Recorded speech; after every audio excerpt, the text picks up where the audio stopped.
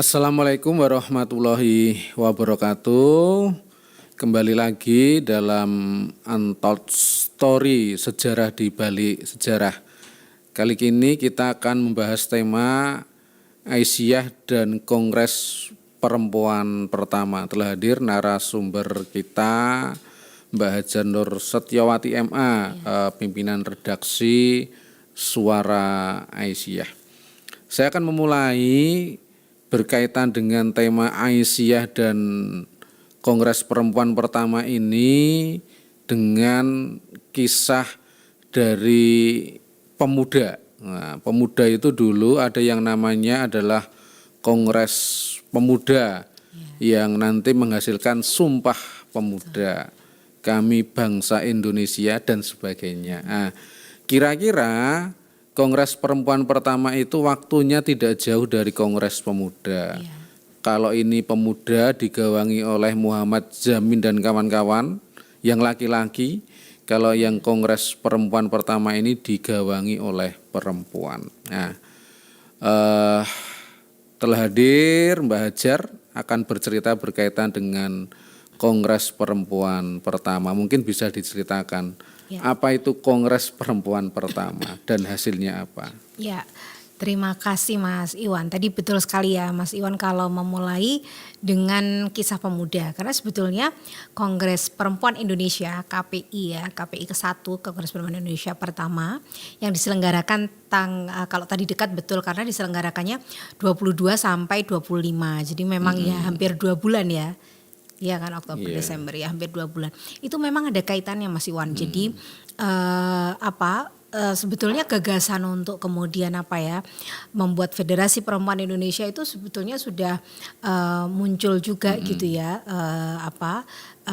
sekitar 1927-28 gitu ya. Tapi mungkin ibaratnya nih akhirnya pecah telur juga gitu ya. Setelah kemudian pemuda-pemuda Indonesia sendiri aktivis pergerakan kemudian mengadakan Kongres Pemuda yang menghasilkan Sumpah Pemuda itu ya. Nah, karena kemudian ada sebenarnya kalau tadi menyebutkan Muhammad Yamin itu kalau Kongres Perempuan Indonesia itu tokohnya itu adalah Suyatin. Suyatin ini aktivis perempuan Yogyakarta yang kemudian dia menjadi ketua Putri Indonesia. Umurnya 21. Pada waktu Kongres waktu Kongres Perempuan itu. Iya. Jadi dia diceritakan gitu. Saya pernah membaca juga biografinya Suyatin gitu ya. Dia waktu itu cerita kalau kemudian akhirnya dia pulang dari kongres gitu ya. Ibaratnya dia sudah di situ dia menceritakan kalau ya sudah ibaratnya ya ini memang udah mendesak gitu untuk kemudian ini pemuda-pemudanya gitu ya sudah mengadakan istilahnya mempersatukan gitu ya aktivis-aktivis laki-laki pergerakan nasional. Nah, kalau di kita sebagai satu ibaratnya aktivis perempuan dan laki-laki ini dalam konteks Indonesia kan mungkin agak berbeda dengan negara aktivis perempuan di negara lain ya. Karena kita ini sama-sama berjuang untuk kemerdekaan gitu ya. Jadi menempatkannya nggak vis-a-vis gitu ya, tetapi cenderungnya sebagai mitra gitu. Maka kemudian ketika sudah ada Kongres Pemuda yang mempersatukan keinginan yang sebetulnya sudah ada itu akhirnya dikomunikasikan ini kayaknya udah saatnya nih perempuan. Kalau laki-lakinya sudah nih kayaknya perempuan kita sebagai mitra perjuangan ibaratnya ya udah kita memang sudah harus melakukan kongres, apalagi memang organisasi perempuan di Indonesia sudah banyak walaupun masih didominasi di Jawa, tetapi organisasi perempuan di Sumatera di Sulawesi, Kalimantan dan lain sebagainya sudah mulai muncul ya. Jadi di daerah timur itu juga sebetulnya sudah mulai muncul gitu ya.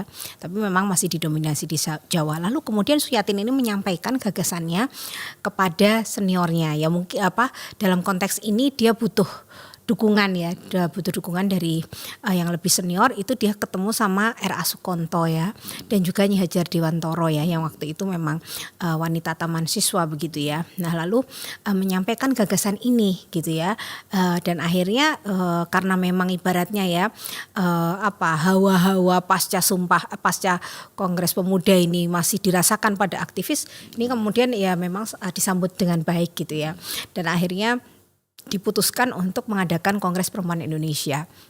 Oh iya. Ya. Kongres perempuan yang pertama itu di mana sih lokasinya? Di Jogja, Di Jogja. betul. Di mana Memang di itu Jogja.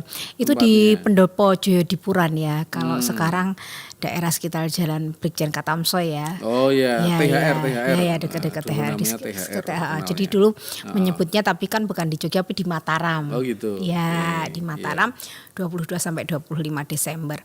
Nah, lalu kemudian karena diadakan di Jogja dan ini kan harus merangkul karena ini Kongres Perempuan Indonesia, dia harus merangkul semua organisasi-organisasi perempuan kan. Iya. Nah, ini kita mulai ada hubungannya sama Aisyah nih. Karena kadang kalau dalam kita bicara ini tuh menjadi penting Mas Iwan bicara tentang Aisyah dan Kongres Perempuan.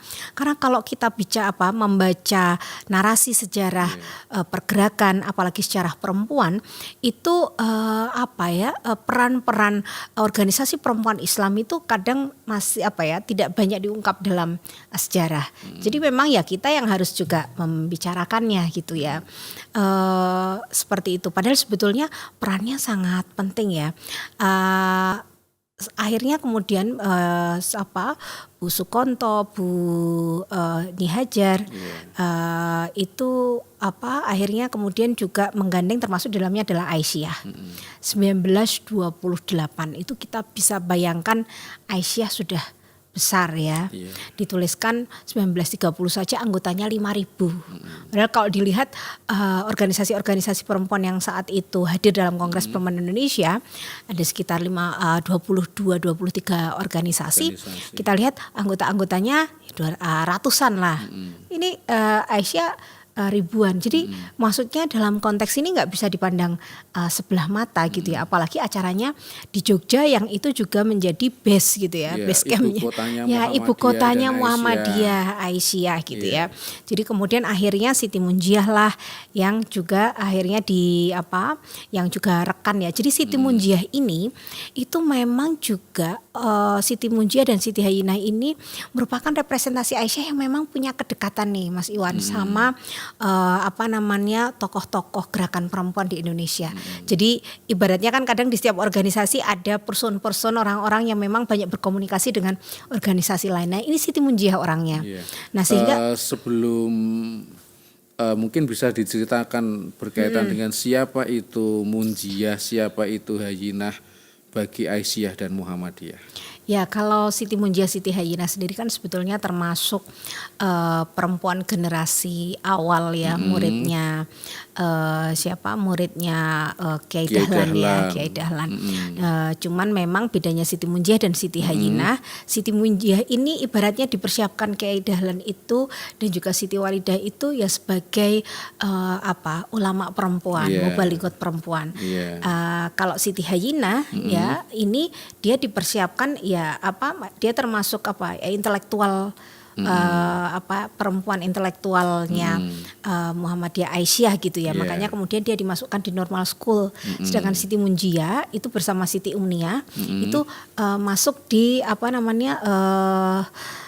sekolah tablignya Muhammadiyah karena memang keduanya ini disiapkan untuk menjadi mubalighot ya. Munjiah itu sekolah agama, Hayyinah sekolah umum. Ya, nanti sorenya ketemu sama Kiai Dahlan sama-sama belajar. Oke, lanjut nanti. Agama. Lalu apa peran mereka bagi Kongres Perempuan? Bagi Kongres Perempuan akhirnya kemudian tadi ibaratnya orang-orang gerakan perempuan tadi kelompok nasionalis ibaratnya ya, kelompok nasionalis itu kemudian menghubunginya Aisyah lewat Siti Munjiah gitu ya.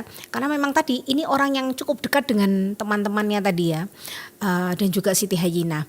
Lalu kemudian akhirnya Siti Munjiah itu menjadi wakil ketua steering committee. Steering committee kan ibaratnya think tanknya ya. Think tanknya ini menjadi wakil ketuanya R.A. Sukonto ya, yang tadi dihubungi oleh Suyatin gitu ya. Lalu kemudian wakil ketuanya adalah Munjiah. Nah, Siti Hayyinah ini OC-nya.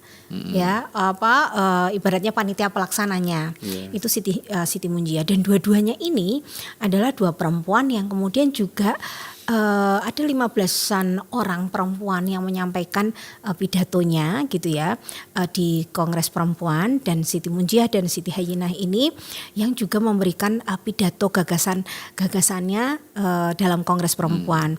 Siti Munjiah bicara tentang derajat perempuan yang kontroversial gitu ya, dianggapnya kontroversial begitu.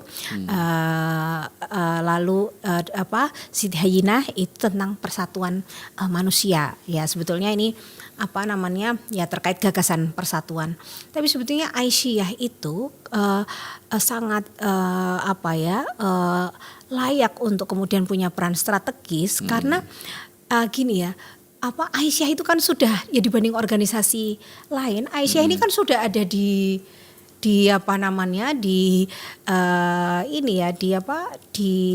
Indonesia, maksudnya di Nusantara itu kan dia sudah ada di mana-mana gitu ya. Dibandingkan dengan organisasi yang lain. Jadi bisa dibayangkan kalau gagasan Kongres Perempuan itu adalah soal persatuan, Aisyah termasuk organisasi yang lebih bisa membayangkan gagasan persatuan perempuan itu dimulai dari organisasi Aisyah sendiri. Walaupun Mas Iwan ada juga waktu itu di Sumatera itu bikin Federasi Perempuan Sumatera. Mereka juga bikin pertemuan, dihadiri banyak orang. Tapi ini kan baru se-Sumatera ya. Nah, kalau Kongres Perempuan Indonesia ini kan se-Indonesia ya. Nah, jadi sebetulnya gagasan persatuan gerakan perempuan itu sangat dekat dengan gagasannya Aisyah gitu ya, sehingga layak untuk kemudian terlibat dan punya peran strategis gitu ya. Meskipun kalau kita baca buku Kongres Perempuan Indonesia karya Susan Blackburn, mungkin kita akan melihat komentar yang belum tentu menyenangkan gitu buat kita ketika kemudian berkomentar tentang Hayyinah maupun tentang Munjiah. Apa yang mungkin perbedaan pandangan dari peserta Kongres Perempuan terhadap Munjiah atau Hayyinah, khususnya pidatonya Munjiah tentang derajat perempuan itu? Iya, perbedaannya antara muncul perbedaannya saat itu di situ digambarkan gitu ya. Ini tadi terkait dengan memang Siti Munjiah disiapkan menjadi mubalighot ya. Digambarkan dia waktu itu berpidato gaya mubalighot gitu ya. Gaya mubalighot gitu. Nah, terus di situ dia derajat perempuan. Memang dia menyebutkan tentang kita harus benar-benar memilah gitu ya, misalnya terkait dengan barat itu ya. Dari perempuan barat, gerakan perempuan barat kita bisa belajar tentang gagasan-gagasan pembaruan gitu ya, misalnya di bidang pendidikan dan lain sebagainya gitu ya. Tapi kita juga harus memilah gitu ya, apa yang bisa kita contoh dari gerakan perempuan barat dan tidak gitu. Itu yang kemudian muncul. Lalu misalnya dia juga bicara tentang isu perkawinan gitu ya, isu perkawinan gitu ya. Jadi mungkin saat ini ya gimana ya Mas, saya kalau saat ini saya sebagai orang Aisyah membaca tulisan itu gitu ya, membaca pidatonya Siti Munjiah gitu ya, dengan kemudian saat ini tuh Aisyah menetapkan identitasnya sebagai gerakan perempuan progresif gitu ya, perempuan muslim berkemajuan. Saya sebetulnya waktu itu agak membaca pidatonya Siti Munjiah itu juga gini ya gagasannya generasi awal. Maksudnya misalnya kalau sekarang misalnya kan kita bicara poligami, prinsip perkawinan di Aisyah itu di Muhammadiyah Aisyah monogami gitu. Bagaimana dulu Munjiah bicara berkaitan dengan poligami? Jadi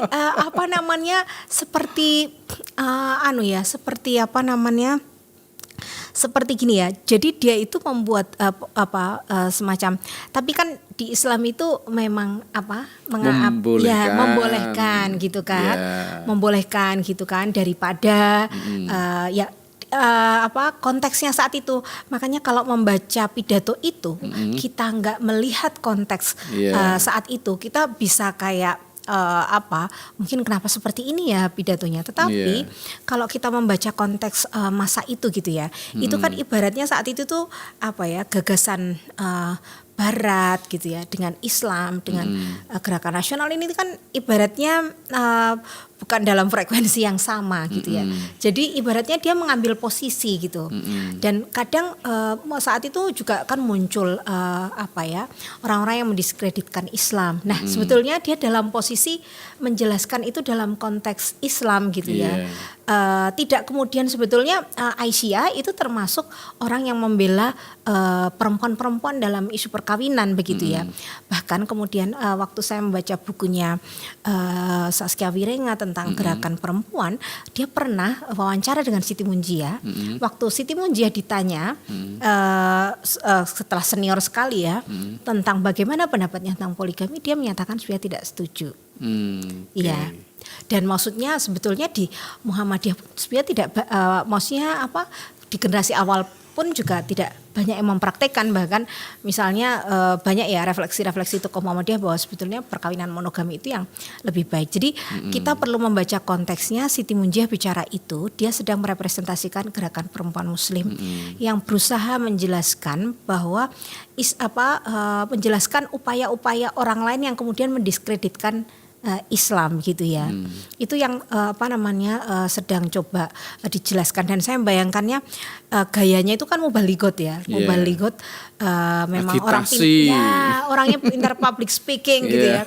Jadi cukup mungkin orang-orang yang ini agak terprovokasi gitu ya. Lalu kemudian dia juga di situ dituliskan kalau dia kadang menyebutkan bagaimana dulu sebetulnya Islam itu hadir itu sangat memperjuangkan perempuan, dan dulu Barat gitu ya, yang saat ini perempuan dulu juga tidak oke juga loh terhadap perempuan gitu ya, dengan nada yang satir gitu ya, tulisannya ada satu notulens yang menyampaikan seperti itu ya. Jadi mungkin ya ibaratnya tadi ya Mas, agitasi provokatif mungkin ini ya. Tapi sebetulnya harusnya melihat dengan substansi yang lain, bahwa ide-ide tentang memperkuat derajat perempuan itu juga menjadi ide-idenya Aisyah. Dan saat itu gitu ya, di Gerakan Perempuan Indonesia dulu skripsi saya bicara tentang itu tuh biasa Mas, selalu ada perdebatan yang soal begitu-begitu ya. Dalam satu, dan zaman dulu memang orang kalau berdebat terbuka secara pandangan perbedaan itu kan apa adanya ya, nggak seperti sekarang. Tapi mereka ketemu kan nanti baik-baik aja ya. Nah itu itu selalu muncul sering kali muncul dalam penyelenggaraan kongres perbedaan itu ya. Tapi kita ya harus memahami, karena dulu ada ada gerakan nasionalis, gerakan perempuan Islam, ada yang kiri gitu kan ya, kayak Istri Sedar dan lain sebagainya gitu ya. Tapi kemudian ada namanya juga Siti Maria Ulfah ya, Ulfah yang dikenal juga sebagai dia itu penengah. Jadi kalau ada ribut-ribut gitu, ada yang menengahi. Siti Maria Ulfah ini dulu juga ngajar di sekolah Muhammadiyah ya, perempuan hukum yang kalau sekarang kita ini setiap perkawinan ada sighah ta'liq talak, itu Mas yang menginisiasi itu. Jadi itu kira-kira kalau Siti Hayyinah sebenarnya dia bicaranya persatuan manusia. Dia memang global ya. Susan Blackburn menyebutnya idenya terlalu global gitu ya. Tapi sebetulnya dia banyak menggunakan kayak kalau di sastra itu semacam ibarat-ibarat gitu ya. Tapi memang begitulah gayanya Siti Hayyinah kalau membaca tulisan-tulisannya. Dan ide persatuannya sebetulnya malah menurut saya salah satu tema pidato dalam kongres yang cukup menekankan, meng-highlight tentang ide persatuan yang memang menjadi ruhnya penyelenggaraan Kongres Perempuan Indonesia ya. Itu sih Mas. Kalau Sumpah Pemuda kan ada nanti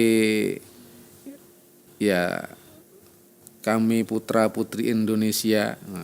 Kalau Kongres Perempuan itu apa hasil yang paling pokok? Oh iya, ada beberapa hasil memang tidak menyebutnya sebagai ini ya. Kan ada Sumpah Pemuda gitu ya. Ada sumpahnya, deklarasinya. Ada deklarasinya yang kemudian selalu diingat gitu ya. Sebenarnya tidak ada tidak memberi ya ibaratnya nggak nge-branding gitu ya secara khusus memberi nama sebuah deklarasi gitu ya. Tetapi Kongres Perempuan Indonesia saat itu menghasilkan beberapa keputusan penting ya. Ada beberapa isu yang di-highlight gitu ya yang menjadi hasil yang sebetulnya sampai saat ini pun masih relevan Mas. Misalnya pertama ya yang menjadi tujuan Kongres mempersatukan gerakan perempuan. Ya walaupun ini cukup dikritik karena kebanyakan dari 600 orang yang hadir gitu ya, itu ya kebanyakan dari organisasi perempuan yang ada di Jawa.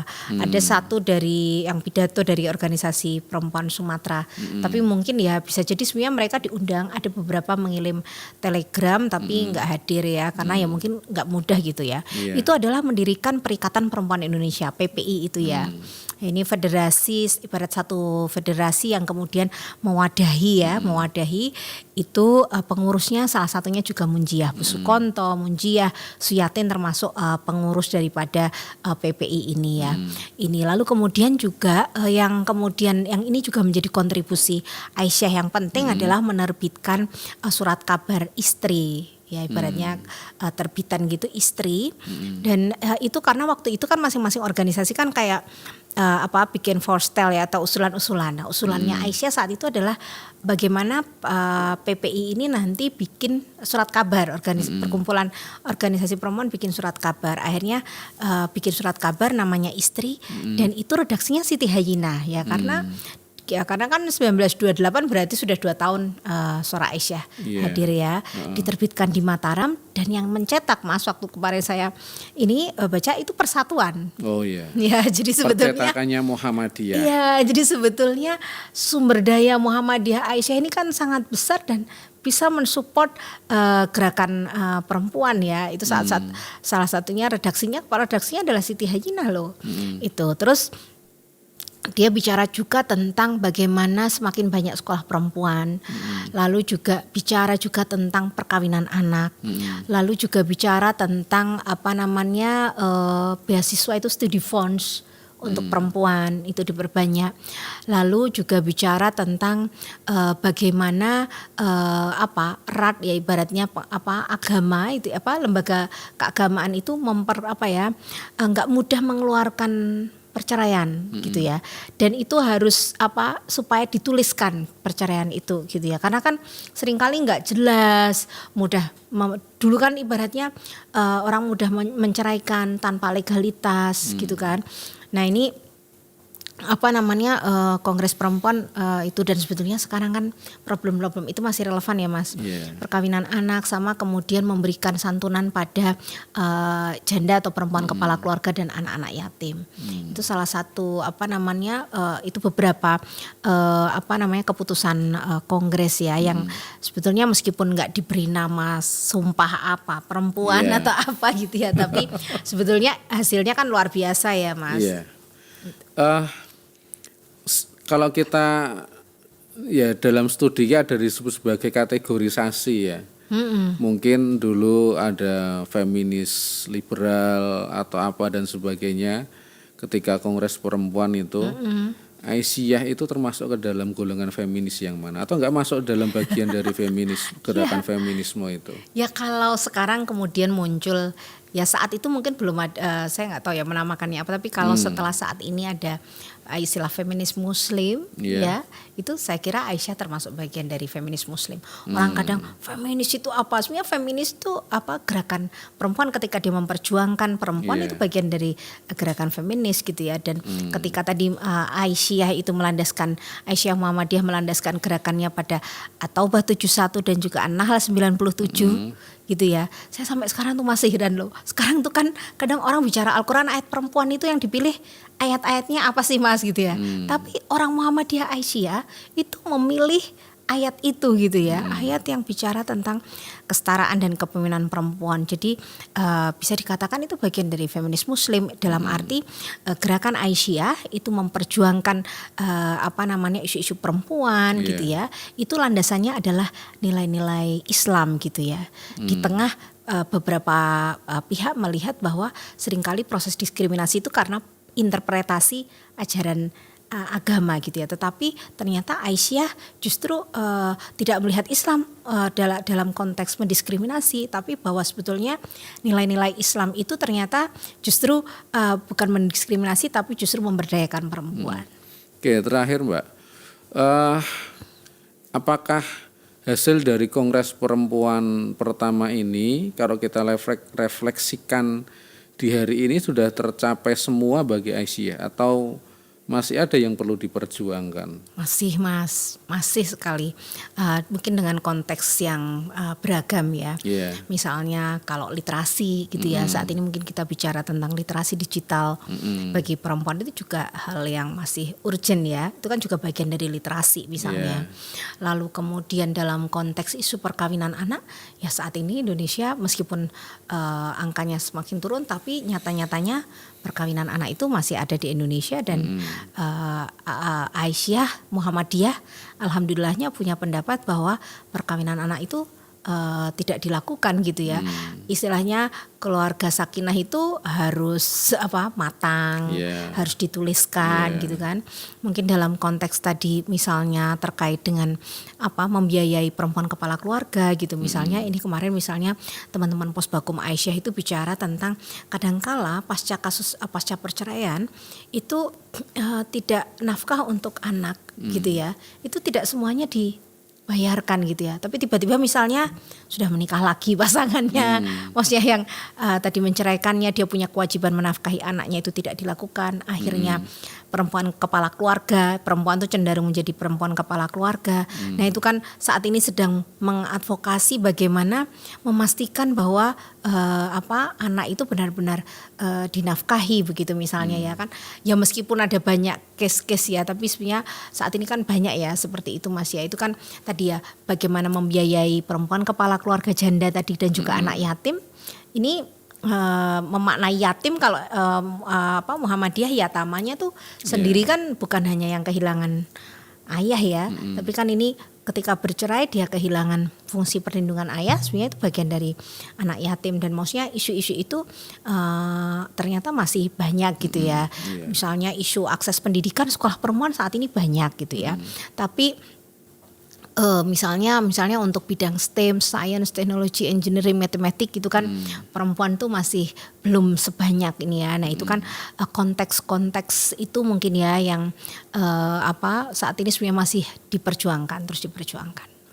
Ya, terima kasih Ya. Mbak Ajar, tema Aisyah dan Kongres Perempuan pertama. Sehingga kalau kita merefleksikan sepertinya PR-nya masih panjang perjuangan Aisyah. Tetap semangat. Ya. Terima kasih sahabat Anto Story, pada tema kali ini kita udah ketemu dengan Mbak Ajar berkaitan dengan tema yang sudah kita bahas. Kita kembali pada Anto Story berikutnya dengan tema dan narsum yang lain. Wassalamualaikum warahmatullahi wabarakatuh. Waalaikumsalam.